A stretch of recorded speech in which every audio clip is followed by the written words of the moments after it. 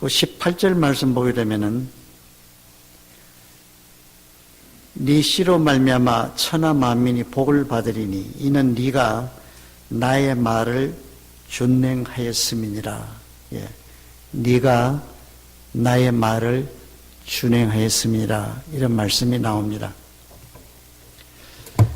예, 제가 이 지난 주일에도 또 우리의 그 삶의 실천 또 하나님의 말씀을 우리가 대충 듣고 대충 그 순종해도 된다고 하는 우리 본능적인 충동이 우리에게 있다 말씀을 드렸습니다.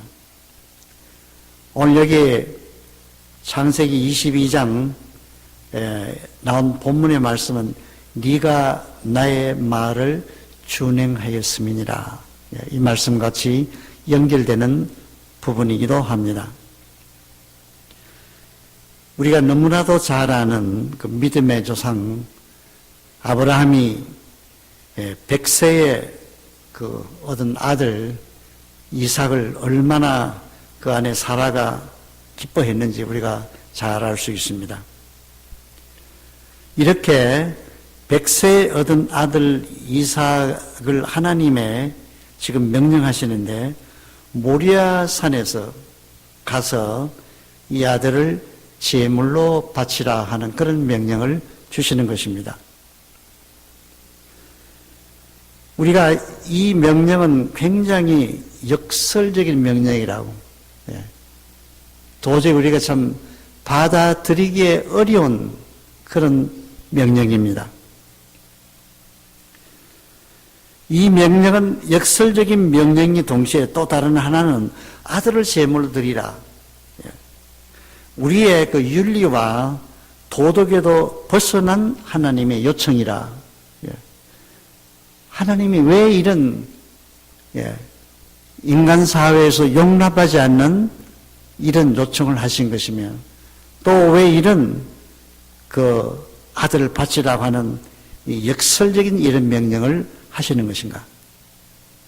많은 분들이 이 성경에 대해서 질문과 의심과 오해를 많이 가지는 부분입니다.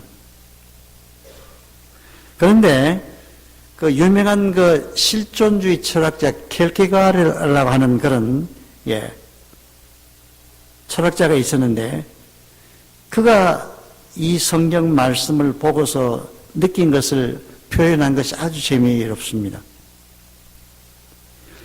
이 기독교의 이 본질이 어디에 있느냐 할 때에 그 바로 이와 같이 역설적인 이 하나님의 명령에 절대 복종하는 인간의 행동, 여기에 기독교 신앙의 본질이 있다.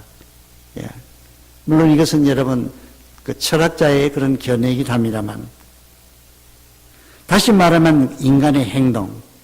또 한 가지는 이제 말한 대로 우리 윤리적인 차원에서도 맞지 않는 그 하나님의 그 요청에 절대 순종하는 이 영리적인 행위에서 하나님의 축복이 따랐다. 우리가 이 말씀을 우리 이렇게 지금 보고 지나가고자 합니다. 오늘 밤 믿음의 조상 아브라함이 이 일로 인해서 받았던 축복 세 가지를 생각해 보고자 합니다. 그 축복은 우리가 성경에 기록된 대로 첫째로 아브라함은 무엇보다도 믿음의 조상이 되었다.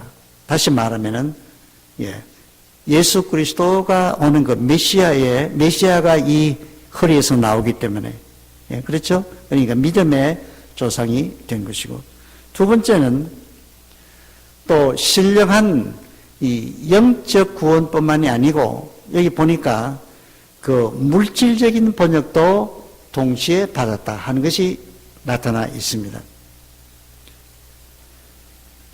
또 한 가지는 영원한 시대를 여는 하나의 새로운 역사의 축복자이다. 다시 말하면 새로운 역사를 써나가는, 새로운 역사를 시작하는. 우리가 미국에 와서 여러분들 다 이제 우리 1세대, 2세대, 뭐, 우리가 새로운 여기 우리 조상들이 되고 있습니다만은 어떤 새 역사를 여러분들이 쓰고 싶으냐? 창세기 14장 14절에 보면은 그 아브라함의 집에서 노비 외에 길리운 자가 318명이나 됐다고 그랬어요. 소위 말하면 그 아미 군대예요. 싸우는. 예. 그러니까 말하자면은 그 굉장히 이 물질의 축복도 받았고, 예. 여러 가지 이 축복을 받은 것이 사실입니다. 하나님이 약속한 그대로 이 아브라함에게 허락해 주신 것입니다. 자, 오늘 저녁 우리가 그 아브라함이 받은 이 시험에서 몇 가지를 우리가 교훈으로 찾고자 하는데, 첫째로 그 시험을 잘 이기는 자에게는 항상 하나님으로부터의 상급이 있었습니다. 우리 여러분 잘 아는 대로 시험에는 두 가지 종류의 시험이 있습니다. 하나는 우리를 유혹에 빠뜨리게 하고 또 우리를 타락하게 만들고 우리를 시들게 하는 그 사탄에 유혹하는 그런 시험이 있습니다. 그러나 또 다른 시험은 우리를 그 악한 데서 구원해내고 또 축복해 하고 또 연단을 통해서 또 하나님께서 더 많은 이 복으로 나아가게 하는 그런 하나님의 시험의 방법이 있습니다. 그리고 우리 믿는 사람들에게 오는 시험은 늘 우리가 사탄의 유혹보다는 우리가 이 시험과 고통을 이김으로 인해서 그 믿는 자에게 주시는 하나님의 축복과 그 약속이 있다고 하는 것을 항상 기억할 필요가 있습니다. 그래서 우리가 예수 믿는 사람들에게는 어려움이 없는가 천만에요. 예. 우리 예수 믿는 사람들에게는 사실상 더 어려움이 많을 수가 있습니다. 예수 믿을 때부터 그 세상의 모든 불신을 끊어버리기 위해서 그걸 달려면 할 때는 엄청난 우리가 시험을 받을 수가 있습니다. 왜냐하면 과거에 그 불신앙을 청산해야 되기 때문에 또 세례받고 이제는 제대로 믿음 생활을 하려고 잘하려고 하면 더 어려운 시험이 있고 우리 교회 직분자가 되어서 교회 헌신을 하면 또 다른 시험이 있고 우리 권사님이나 장로님이나 또 목사가 돼서 또 주의 일을 하려고 때는 또 다른 어려운 시험이 우리에게는 있는 것입니다. 그래서 우리 믿는 사람에게도 동일한 시험이 주어져 있습니다. 오늘 아브라함의 경우를 보니까 본토 친척 아버지 집을 떠나라. 거기에 대해서는 아브라함이 여러 번 성공을 했습니다. 자기 고향 우르를 떠나서 갈대 우르를 떠났습니다. 하나님의 그 말씀에 순종함으로 이것은 승리를 했습니다. 또 조카 그 롯과 동거할 때에 서로 이제 그 필드 기름진 땅을 누가 소유하느냐는 이런 사건이 있었는데 그는 롯에게 모든 것을 양보했습니다. 네가 우하면 나는 좌하고 네가 좌하면 나는 우하리라. 그 물질적인 그 테스트에도 아브라함은 사실 시험에 패스를 했습니다. 좋은 목장을 누가 차지하려는 그런 무력에도 아브라함은 깨끗했습니다. 그러나 창세기 15장 4절 5절에 보게 되면은 네 씨로 말미암아 하늘의 별과 같이 바다의 모래와 같이 네 후손이 번성하리라.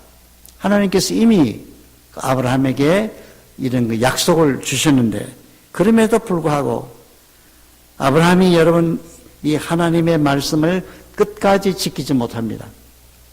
86세가 될 때에 그 종몸종 하가를 취해서 아들 이스마엘을 낳고 마는 것입니다. 그래서 하나님께서 또다시 100세에 이제 약속의 아들 이삭을 주셨는데 허락해 준 그 아들을 그럼 다시 번제로 드리라. 하나님께서 이렇게 나왔습니다. 하나님의 약속은 처음부터 그 약속을 믿으라고 했는데 그런 인간이기 때문에 그 사라의 권유를 통해서 당신이 내 몸종을 취해서 자녀를 가지라. 거기에 넘어가서 결국은 이스마엘을 낳게 된 것이 큰 실수가 되었습니다. 100세에 허락된 그 아들을 번제로 드리라. 여러분, 얼마나 고통스러운 시험이겠어요? 예. 형용할 수 없는, 감당할 수 없는 그런 고통이었을 것입니다. 자, 그러면 아브라함은 이와 같은 시험 가운데도 어떻게 이것을 이겨낼 수 있었는가? 예. 그래서 오늘 우리들도 여러분, 적고 큰 시험, 근심과 걱정, 이걸 오더라도 우리가 부른 찬송처럼, 예, 주님께 다 맡겨야 되는 것이고, 또 두려워해서는 아니 되는 것입니다. 그런데 우리가 자세히 보게 되면 하나님의 우리가 적고 큰 시험 가운데, 특별히 우리 믿는 사람들을 위해서는 반드시 여러분 하나님의 뜻이 담겨져 있다고 하는 것입니다. 하나님의 뜻이 있습니다. 평범하게 살아가는 사람, 뭐 세상 사람들에게는 여러분 시험이 오든 절망이 오든 그건 그들이 관여치 않습니다. 여러분 하나의 운명으로 받아들이고, 네, 모든 사람에게 올 수 있는 그런 것을 받아들이기 때문에 그런 것에 대해서 별로 관심도 없을 뿐만 아니라 우리 신앙적인 그런 믿음의 해석이 있을 수가 없습니다. 그러나 믿음으로 사는 사람들, 믿음으로 큰 꿈을 가진 사람에게는 큰 시험이 올 때가 많습니다.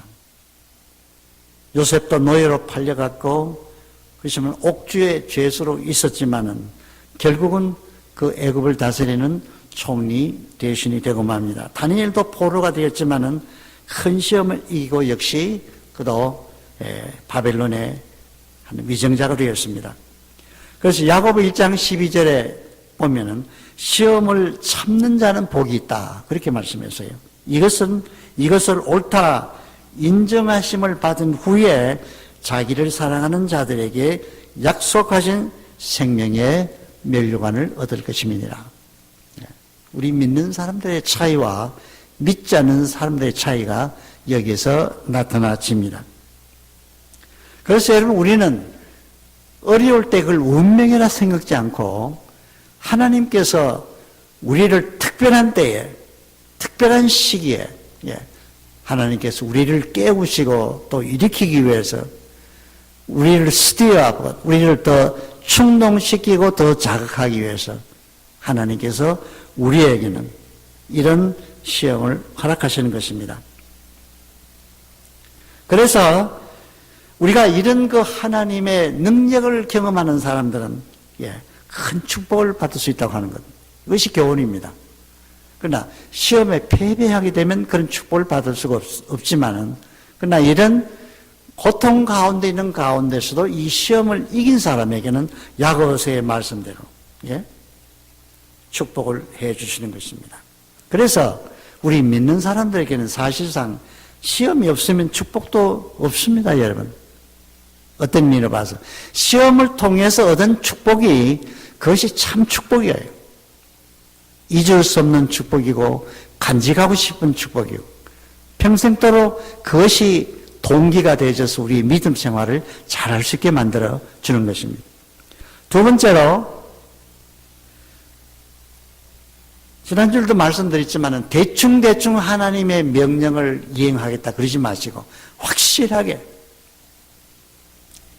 그렇습니다. 선지자도 하나님께서 말씀하신 그것을 여호수아에게 꼭 그대로, 모세가 말해준 그대로 말씀을 전했어요. 가감 없이. 그 제가 피리어드라 그랬습니다. 그 끝이라요. 뭐 더 인간의 어떤 걸 첨가하지 않고 하나님의 말씀이다. 그대로 우리는 받아서 실행할 책임이 있는 것입니다. 그래서 우리의 믿음이 양면이 있습니다. 두 가지 면이 있어요. 하나는 믿음으로, 우리가 믿음으로 믿어야 의에 이르고 구원 얻는 것이죠. 로마서 10장 10절에 로마서 전체가 이것을 가르쳐 줍니다. 또한 야고보서 2장 24절에 보면은 행함으로 의롭다함을 얻는다. 이것도 역시 믿음이에요. 행함으로 의롭다. 이것은 여러분 하나님의 이 구원 언약, 이것을 믿어야 되고 이것을 실천해야 된다 이것입니다.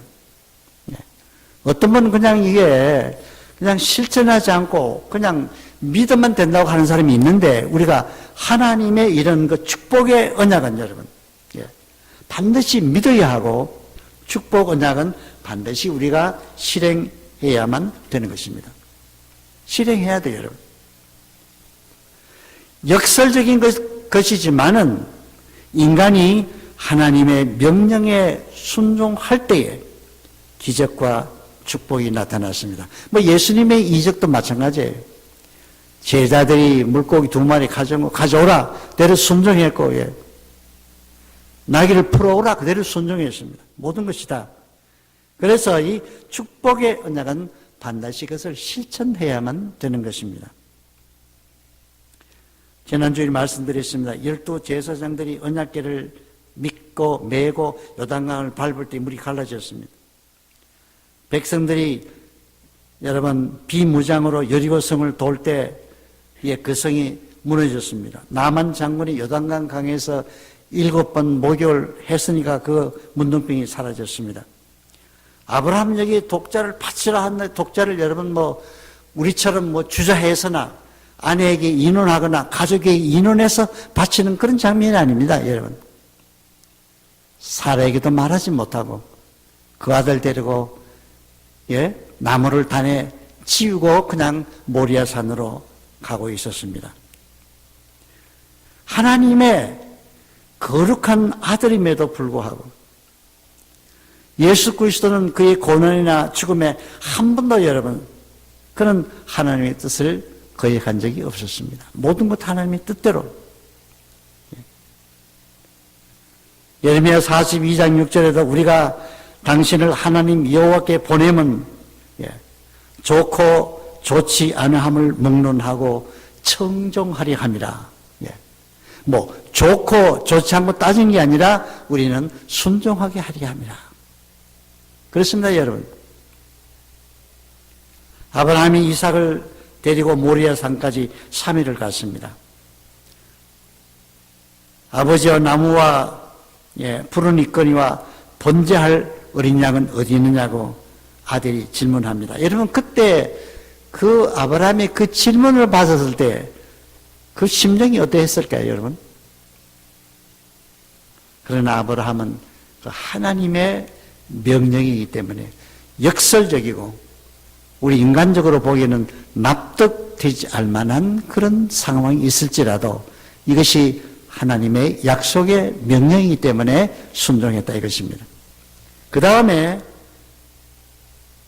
하나님께서는 결코 우리 인간들의 희생적인 봉사를 결코 잊지 않으십니다. 소자 하나에게 물 그릇 주는 것, 물 주는 것, 내 이름으로 물 한 그릇 주는 것, 예수님께 하나님께서는 잊지 않으신다. 우리의 헌신을 요구하는 부분입니다. 여러분, 독자에게 모든 희망이 있었습니다. 부인에게도 남편에게도. 산 제물로 드리기 위해서 칼을 들었을 때 하나님의 사자가 나타나서 아브라함이라고 불렀습니다. 네가 내 아들 독자라도 내게 아끼지 아니하였으니 내가 이제야 네가 하나님을 경외한 줄 아노라. 여러분, 아주 그야말로 클라이막스, 아주 절정입니다. 우리가 보았듯이 그때 한번 자기가 이스마엘을 낳았지만은, 그러나 100세가 되면 하나님께 주실 약속의 언약을 잊어버리고 그때는 실수했습니다. 그렇다면 이제 100세 아들, 네 아들 이삭을 그럼 이제는 바칠 수 있겠느냐? 다시 하나님께서 확인하는 그 시험을 아브라함에게 주신 것입니다. 오늘 우리들은 여러분, 무엇을 그렇게 아끼고 하나님 앞에 바치지 않으려고 애를 씁니까? 우리의 삶은 하나님 앞에 주님의 몸된 교회를 우리가 얼마나 우리가 바치면서 헌생하며 우리가 살았는가? 우리의 시간이나 우리의 몸이나 우리의 물질이나 우리의 헌신이나 우리가 생각해 보면은 우리는 이 세상을 너무 아끼고 세상만을 사랑하는 결과 그 정말 주님께는 너무나도 우리가 인색하게 산 우리의 삶이 아닌가? 이것이 우리가 아브라함 제사에서 우리의 삶을 비교해 볼 수 있는 하나의 부분입니다. 하나님은 지금도 말씀을 통해 우리에게 그리스도를 위해서 우리가 좀 버릴 것은 버리고, 좀 주님 앞에 우리가 헌신하며 살라고 하는 것이 주님의 요청입니다. 버리도록 명령하시는 것입니다. 주님을 모시고 믿음으로 사는데 방해되는 것은 과감히 버리라고 말씀합니다. 내가 가장 사랑하는 물질까지도 하나님을 위해 내려놓는 그런 희생이, 그것이 하나님 앞에 희생이 죄물이 될 수가 있습니다. 귀한 시간을 드리고 몸을 들여 섬기면 그것이 여러분 또한 죄물이 되는 것입니다. 그런데 우리에는 모든 걸 드릴 수 있는 것이 아직 찬스가 남아있어요, 여러분. 선한 일하고 이 믿음을 지키면서 핍박을 받는 것도, 억울한 일을 당해 참는 것도, 원수를 위해 기도하는 것도 흠양할 만한 것도 재물이야, 여러분. 그런 재물도 우리에게는 필요합니다. 용서하는 것도 재물도 재물이야, 여러분요. 참는 것도 여러분 재물입니다. 그 테레사 수녀 유명한 이야기가 있습니다.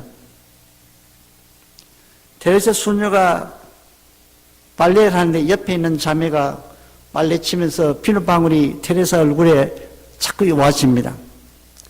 짜증이 나서 그냥 견딜 수가 없어요. 마음으로 생각해서 상했지만 이것이 내게 주신 이 자매를 위한 사랑하는 기회다, 그렇게 생각을 하고 있으니까 그것이 참아지더라, 이것입니다. 그래서 기도하기 시작했다는 겁니다. 그래서 그 자매를 나중에는 믿음으로 구원했다는 그런 일화가 있습니다. 여러분, 우리는 지금 옆에서 이 피눈물 한 방울이 떨어져도 못 참는 우리 그런 마음 가지고 우리 믿음 생활을 하지 않는가? 벌컥벌컥 우리 화내고 내 모든 걸 다 드러내고, 내 하고 싶은 말 다 하고 사는 거, 그럼 무슨 것이 인내가 되겠습니까? 제가 지난 주일에 그 성가대 찬양 후에 있는데 박수를 좀 안 쳤으면 좋겠다고 그랬습니다. 우리가 여러분 이 세상에서 상급을 다 받아버리면, 영광을 다 받아버리면 하나님 나라에서 우리가 무엇을 기대할 수 있겠습니까? 영광은 하나님께로. 네 오른손이 왼손인가 한가 오른손이 모르도록 하라, 주님께서는 그렇게 은밀하게 말씀을 하고 있습니다. 그러나 그 상급을 주님이 잊으시지 않는다, 이것입니다. 홀이라도 갚지 않으면 찾으시는 그 하나님, 소자에게 물 한 그릇 주는 것까지도 잊지 않으시는 그 하나님, 공중에 나는 새 들의 백합화 보라, 먹이지도 않고 길쌈도 아니하고, 그런데 하나님께서 입히시기는 하물며 너희일까 보냐, 믿음이 적은 자들아. 사랑하는 여러분, 우리는 너무 움켜쥐고 사지 마십시다. 너무 나만을 생각하는 이기주의적으로 살지 마십시다. 좀 더 우리가 베푸는 마음으로, 용서하는 마음으로. 제가 계속 이런 말씀을 드립니다. 우리가 새로운 목사님이 오셔서 우리가 출발할 때 참 우리가 한 마음 한 뜻으로 서로 사랑하고 서로 용납하고, 우리 집사님 기도한 것처럼 우리 정말로 이 교회가 다시 한번 일어날 수 있는 그런 뜨거운 헌신, 그런 눈물도 필요합니다, 여러분. 그런 기도도 필요하고 남모르는 수고도 필요한 것이고, 이 교회는 그런 참 숨은 봉사가 필요한 시기입니다. 사랑하는 여러분들, 지금까지 열심히 수고하셨지만 더욱더 힘써 주시고, 우리 가운데 조금이라도 이런 악한 시험들이 일어나지 않도록 우리가 기도해야 되는 것입니다. 특별히 호사다마 또 새로운 목사님 우리가 모실 때 또 이런 어려움이 있을 수가 있습니다. 더 우리 많이 기도하고 더 자중하고 더 우리 기도 생활하면서 주님께 이 교회가 다시 한번 새로운 방주의 역할을 할 수 있도록 그런 기도를 여러분 부탁드리겠습니다. 기도하겠습니다.